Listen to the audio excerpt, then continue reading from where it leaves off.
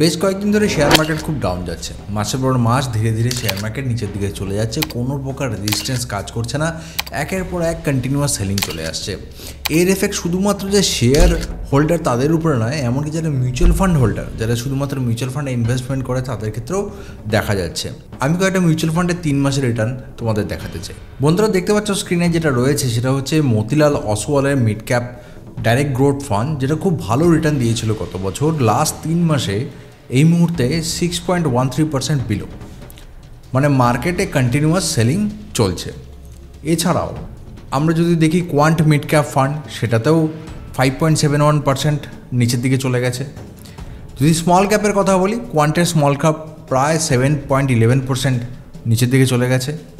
Last 3 মান্থসে HDFC small cap, যেটা খুবই ভালো মতো নিজের পোর্টফোলিওকে ম্যানেজ করে, সেটাও প্রায় 4%-এর মতন নিচের দিকে। তো বন্ধুরা এখন কথা হচ্ছে যে এই সময় আমাদের কী করা উচিত? SIP বন্ধ করে দেওয়া উচিত, মার্কেটকে রিকভার করার জন্য ওয়েট করা উচিত? তার আগে কয়েকটা জিনিস আমাদেরকে বুঝতে হবে। এটা হচ্ছে FII DII ডেটা।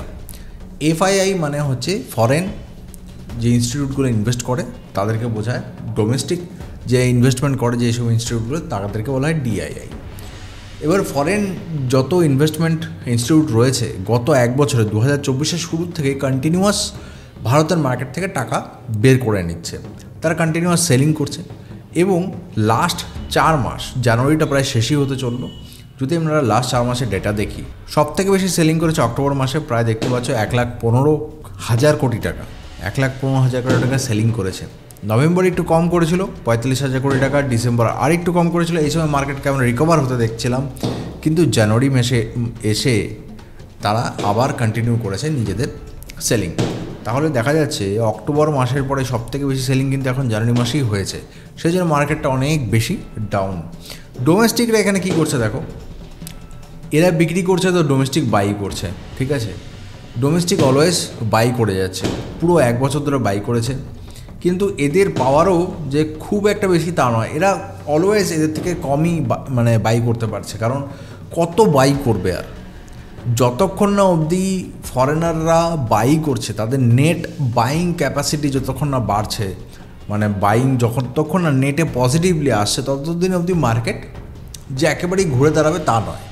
মার্কেটে মাঝে মাঝে সাইডওয়েজ চলবে, কিন্তু যদি এইভাবে সেলিং কন্টিনিউ থাকে তাহলে পরে মার্কেট এভাবেই চলবে যতক্ষণ না অবধি আমাদের ডোমেস্টিক ইনভেস্টমেন্ট যারা করছে, যারা DII রয়েছে, তারা ফরেনারকে ওভারকাম করছে, কিংবা ফরেনার হয়তো নিজের ট্রেন্ড চেঞ্জ করবে। এবার কথা হচ্ছে যে তারা কেন টাকা বের করে নিচ্ছে?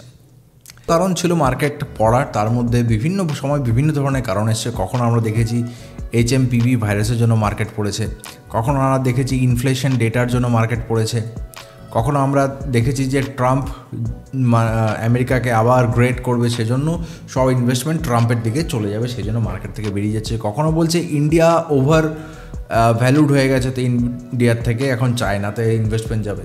এবার কথা হচ্ছে যে এইগুলোর মধ্যে কোনটা সত্যি কোনটা ভুল? সবকটা পয়েন্টেরই কিছু না কিছু এফেক্ট রয়েছে এবং তাদের জিনিস হয়েছে, কিন্তু ওভারঅল সেন্টিমেন্টেই আমাদের নেগেটিভ। তো এই সময় যে কোনো কারণে আসুক না কেন, সেটার নেগেটিভ ইম্প্যাক্ট খুব বেশি হবে, পজিটিভ ইম্প্যাক্ট খুব কম হবে। আমি একটা এক্সাম্পল দিচ্ছি।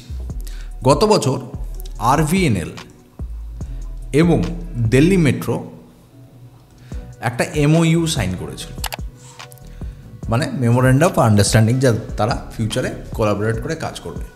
এটা সাইন হওয়ার পরে RVNL যে শেয়ারটা রয়েছে না, সেটা প্রায় 70% বেড়ে গেছে, প্রায় বিশাল এফেক্ট ছিল, পজিটিভ এফেক্ট ছিল, কারণ মার্কেটটা পজিটিভ ছিল। এই বছর জানুয়ারি মাসে IRFC সেরকমই একটা MOU সাইন করেছে একটা গভর্নমেন্ট এন্টিটির সাথে। এর ফলে মার্কেটে একটু পজিটিভিটি এসেছিল, কিন্তু কত পার্সেন্ট? শুধুমাত্র 3%, সেটাও টেকেনি। তারপরে মার্কেটে IRFCর শেয়ার নিচের দিকে ক্র্যাশ করে গেছে। এর মানে কি? খারাপ মার্কেটে ভালো খবর বেশি ইম্প্যাক্ট দেয় না, খারাপ মার্কেটে খারাপ খবর বেশি ইম্প্যাক্ট দেয়। পজিটিভ মার্কেটে পজিটিভ এফেক্ট, পজিটিভ খবর বেশি চলবে, খারাপ খবর কম চলবে। এবার মার্কেট পড়তোই, মার্কেট নিচের দিকে ক্র্যাশ করতোই, কারণ মার্কেট অনেকটা বেশি উপরে চলে গেছিলো। এবার আমাদের মধ্যে যারা শেয়ারে ইনভেস্টার রয়েছে তারা জানো যে মার্কেটে একটা জিনিস অলওয়েজ সত্যি, মার্কেট অলওয়েজ বুলিশ।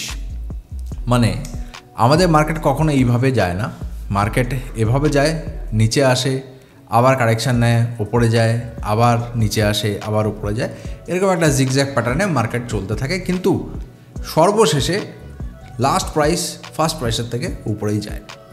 তো এই মুহূর্তে যারা মিউচুয়াল ফান্ড হোল্ড করছো কিংবা মিউচুয়াল ফান্ড এসআইপি করছো তাদের কী করা উচিত? দেখো, আমি কয়েকটা ভিডিও বানিয়েছিলাম মিউচুয়াল ফান্ডের ইনভেস্টমেন্ট স্ট্র্যাটেজি নিয়ে, তার মধ্যে একটা আমি আরএসআই স্ট্র্যাটেজি বলেছিলাম, এবং সেই ভিডিওতে আমি এটাও বলেছিলাম যে যখন যখন এরকম সিচুয়েশান আসবে যে আরএসআই আমার 40-র নিচে আসবে, সেই সময় আমি তোমাদেরকে বলে দেবো যে ইনভেস্টমেন্ট বাড়াও কিংবা লাম সামে সেখানে ইনভেস্টমেন্ট করো। তো আজকে সেই সুযোগটা চলে এসছে। আজকে আমি তোমাদেরকে দেখাবো যে এখন মার্কেট কোথায়। সেই জন্য একটা সিম্পল ওয়েবসাইট রয়েছে, সেই ওয়েবসাইটটিতে তোমাদেরকে যেতে হবে, নিজের থেকে অ্যানালিসিস করতে হবে এবং সেখানে টাকা জমা করতে হবে তোমাদেরকে। বন্ধুরা, এই যে ওয়েবসাইটটি রয়েছে এটা হচ্ছে চার্ট ইঙ্ক ওয়েবসাইট। এখানে এসে তোমাদেরকে যেটা করতে হবে, আমি এখন নিফটির চার্টটা খুলে বসে আছি, ঠিক আছে? আমি এখন যেটা নিয়েছি সেটা হচ্ছে নিফটি। এবার শুধুমাত্র যে নিফটি দেখবে তা নয়, অনেকে হতে পারে যে নিফটি নেক্সট 50-র মিউচুয়াল ফান্ড করেছো কিংবা যেই মিউচুয়াল ফান্ডে করেছো সেটা স্মল ক্যাপ, তো সেসব ক্ষেত্রে আলাদা আলাদা ইন্ডেক্স তোমরা দেখতে পারো। আমি নিফটি নিয়ে তোমাদেরকে এই ভিডিওতে বোঝানোর চেষ্টা করব। দেখো বন্ধুরা, কারো যদি নিফটির নিয়ে প্রবলেম হয়, শুরু থেকে দেখাচ্ছি কীরকম করে করতে হবে। ওয়েবসাইটটা যখন খুলবে তখন এরকম স্ক্রিন দেখাবে। এখানে দেখো, এখানে ফাঁকা জায়গা রয়েছে, এখানে লিখে দাও নিফটি। তো সবার প্রথমে নিফটি চলে গেলো, নিফটি সিলেক্ট করে নিফটি চলে এসছে এখানে। এবার এখানে দেখো লোয়ার ইন্ডিকেটার্স লেখা রয়েছে, এই লোয়ার ইন্ডিকেটার্সে ক্লিক করবে। আরএসআই আমি অলরেডি ক্লিক করে রেখেছি, তোমরা এখানে আরএসআই ক্লিক করে দাও।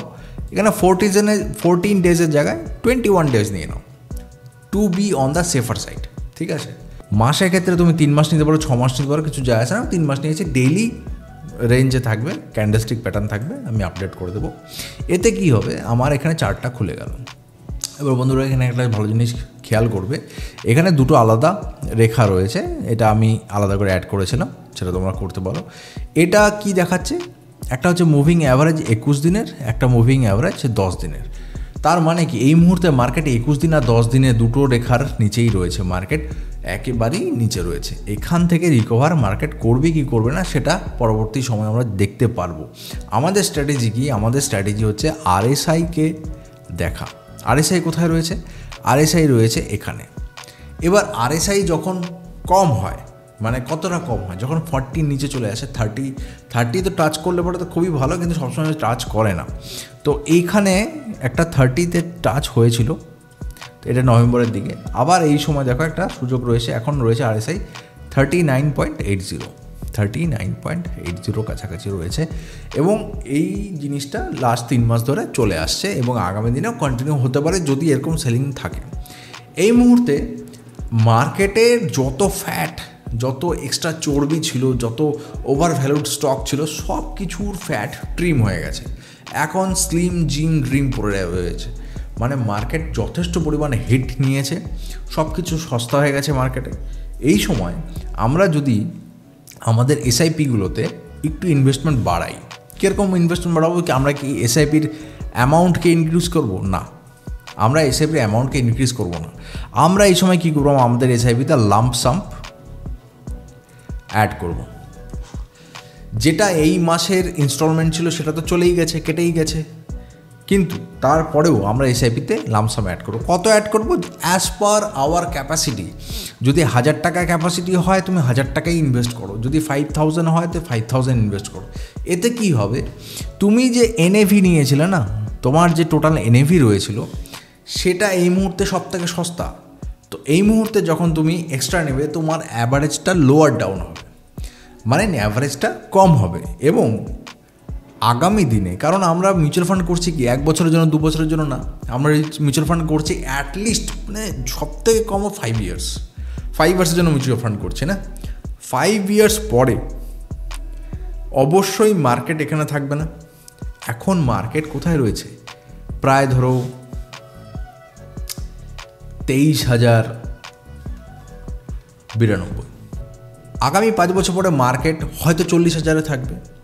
যেখানেই থাকবে আজকের থেকে উপরে থাকবে, কারণ মার্কেটে আরএসআই একদম লোয়ার ব্যান্ডে চলে এসছে। তো আমাদের মিউচুয়াল ফান্ডের রিটার্নটা যেহেতু কম্পাউন্ডিংয়ের থ্রুতে বাড়ে, সেজন্য যত লোয়ার অ্যাভারেজ হবে তত বেটার। সেজন্য এই সময় যদি আমরা লামসাম করি তাহলে আমাদের এসআইপিকে আমরা কি করব, একটা বুস্টার ডোজ দেবো, একটা স্টেরয়েড ইনজেকশন দেওয়ার মতন আমরা লামসাম দিয়ে আমরা ইনভেস্ট করতে পারি।